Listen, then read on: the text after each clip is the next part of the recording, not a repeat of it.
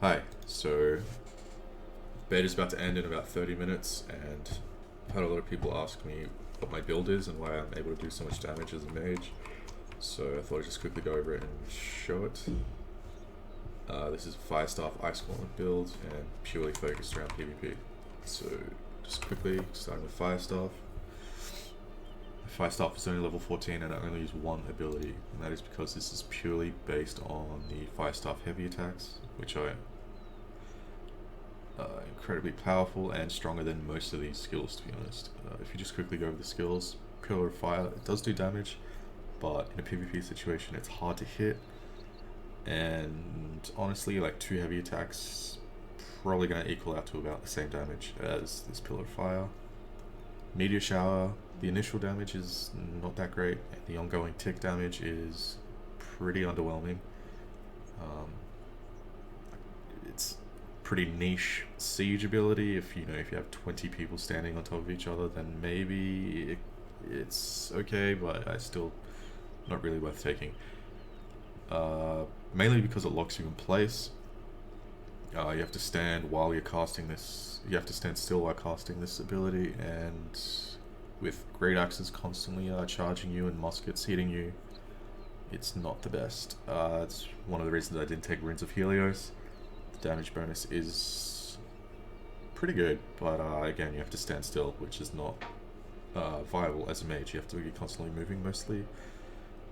So yeah, these 2 abilities, yeah, not too good.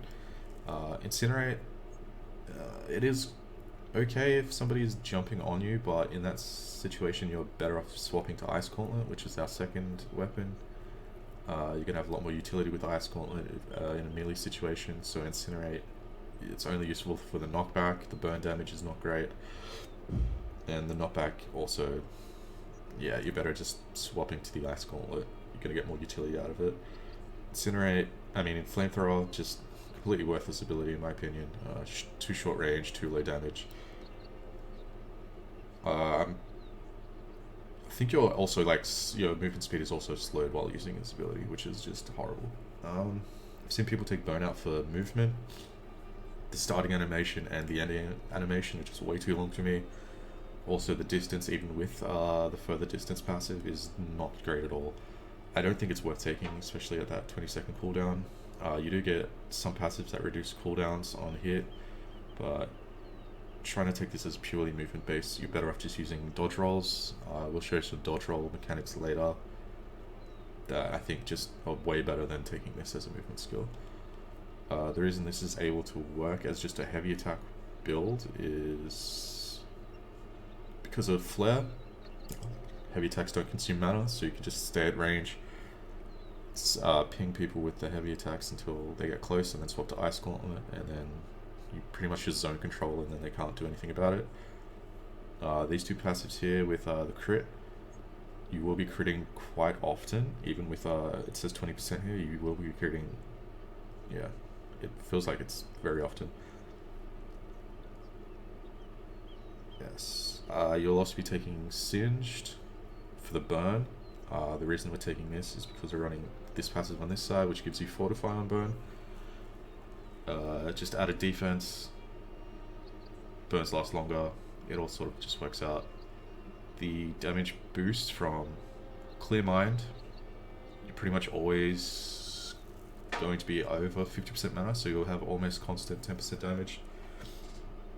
You take Clear Casting if you haven't been hit, another 10% damage, and you take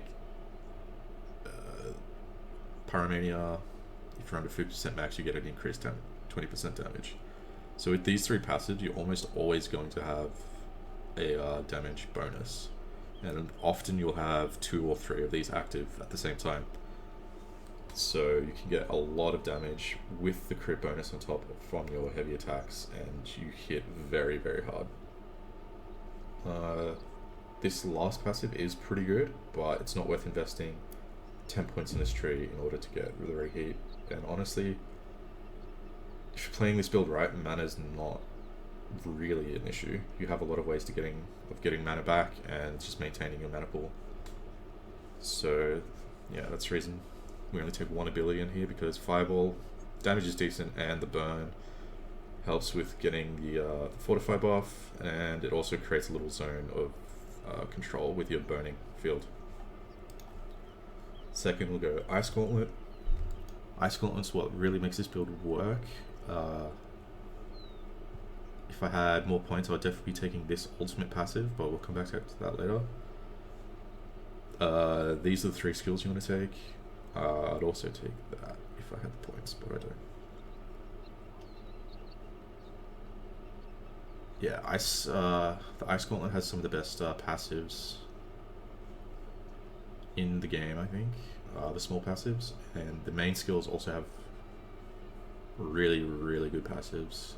Just increased damage for a number of people. This ability here is insane.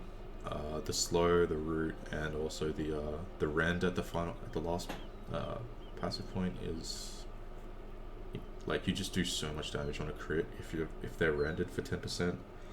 It's ridiculous. You also get some defense if you take this point, which I will be taking eventually. I'm only level 40 at the moment, so that's why I haven't taken this. This last passive here, I don't know, it's not really, you don't get a lot of utility out of it. I'd say this is probably worth taking, but I'm not too sure on the last cleansing. If I had more points in this tree, I would definitely be taking slow, and this. I'll be taking Defiant Freeze, Frozen Touch, and Ultimate Chill. Yeah, I think, I don't know, these mana regen passives aren't really that necessary considering the playstyle of this build. It's not really worth it at all. Next, I'll just show quickly attributes. Obviously, max intelligence. You want at least 50% constitution while leveling. It just helps with the healing, especially while dueling other players and just general PvE stuff. It just helps a lot.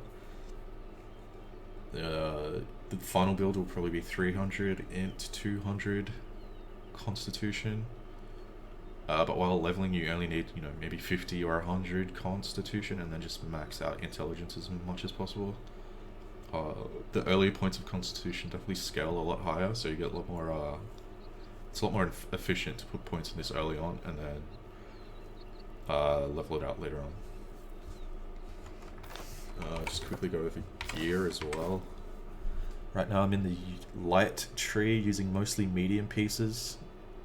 I might do a quick video later on explaining how to stay in certain brackets with getting the most defense possible.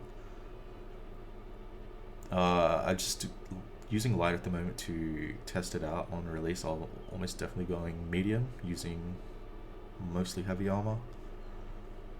All the stats you want on all your gear is just intelligence and constitution. That's the only two you really need to focus on. Gems, quickly, I'm using emerald gems just to test them out. I still need to test some of these converting gems, like the 30% damage converted to void. I'm not too sure if I'm really sold on those yet. I'm thinking the emeralds are much better for the time being. Okay, that's gear. Playstyle, so max range on fire staff is 50 meters. So that's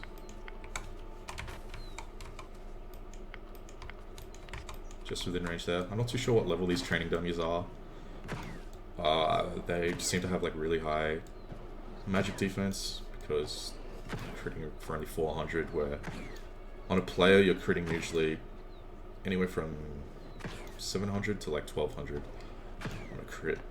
So I'm thinking these dummies have a pretty high magic defense. So 50 meter range is like fairly good. It's not as long as a musket, but you will be able to challenge muskets and bows because you do not have any damage drop off. So you're going to hit the same amount of damage regardless of where you hit them on the body and also what range you hit them. So that's pretty good. Usually you just want to hit people with your heavies from as far as possible, and then once you get into a melee situation, you Ice Storm, trying to place it with like as much zone denial as you possibly can. Hit through the Ice Storm, Ice Field to get the Rand and Freeze, and you just really want to zone control and move around as much as possible. Yeah. Next will be, I guess, playstyle itself is you're just gonna have to play and see what feels good for you, in movement wise. I would suggest when somebody's on top of you, backpedalling like this, you don't really move a lot of distance, so it's usually better to run sideways.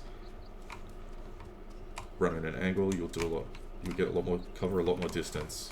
Also, rolling backwards, it's okay. You could also try like dodging forwards, getting behind them, that kind of stuff. Also, don't be afraid to ice block within your storm.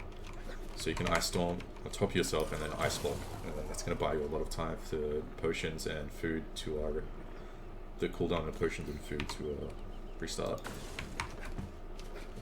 Some other tips. Fireball. The drop off from Fireball is actually a lot higher than you would think. So you're going to be aiming like a lot higher than you'd think if you want to cover distance. What else? I see a lot of people, when dueling, I see a lot of people aiming for the head, trying to get headshots, but with all the dodging, constantly moving around, it's actually, you're going to hit a lot more shots if you aim for just the center of mass. And actually, even the further away you get, like aiming for just a low center of gravity, you're going to get a lot more hits doing that way than trying to aim for like the shoulders or the head.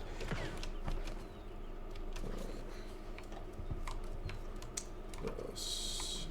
You can also, while eating food and you're getting that health regen buff, you can ice block without breaking it.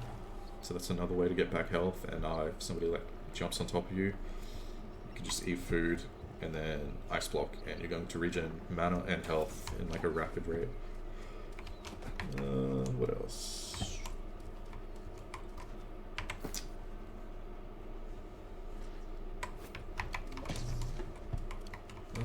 Also with dodging, I see mages do something like this where they just dodge. Oh my god, sticky keys. They'll just dodge rapidly, like 2 in a row. It's not really that good because you can only dodge twice and you get stuck. What you should be doing is dodging with the sheath, and then you can get 3 dodges. So you dodge sheath weapon and then you don't get stuck, and then you wait half a second for your stamina retick to regen, and then you only need 1 stamina dodge.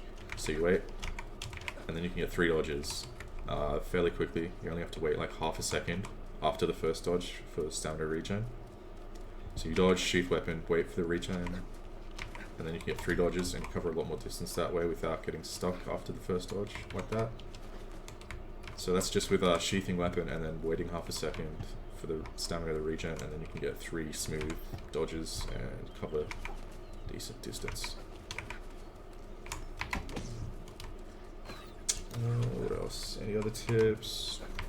Just play with your range. Don't waste your dodges. Use dodges to dodge important abilities like Reap or the hammer, stuns, or something like that. Because if you can control a lot of zone with just your ice gauntlet. So you don't need to waste your dodges just to because you want to feel further away from them. Like, use your dodges for dodging important abilities. That's gonna survive a lot more with that. Also, you can run regen food and regen potion and a health potion, and you can pop them all on different at the same time, and that's gonna get you a lot more survivability. So you can have regen from the food and regen from the potion running at the same time. And then if you want to like ice block on top of that, and then they can't knock the health regen off you. Especially if you go, once you go heavy, well not heavy, but you go medium using mostly heavy pieces, you're going to actually have a decent amount of survivability, and you're going to be able to kite a lot more than you think you should be able to as a mage. So don't be afraid to fight in like a medium distance like this. This is actually like probably the most optimal range to fight in. This is when you can get off all your damage abilities and still be relatively safe at like medium range. I wouldn't really call mage as like a long range DPS class. You really want to be fighting in like these kind of ranges. Yeah, I can't really think of anything else right now. That's probably it. Yeah, thanks. And just lastly, this is DPS results from a war I did when I was only level 34, just showing that this build does actually do damage in war. Maybe not the most efficient build for war, but you can still pump out a lot of damage. I was only level 4 in trash gear, and I still did almost 680,000 with no siege equipment used. So definitely with higher gear, better weapons, all that kind of stuff, higher int, this could be a viable war build as well, as long as you're grouping your ice storm on top of a bunch of people on the points. It's actually it's quite good.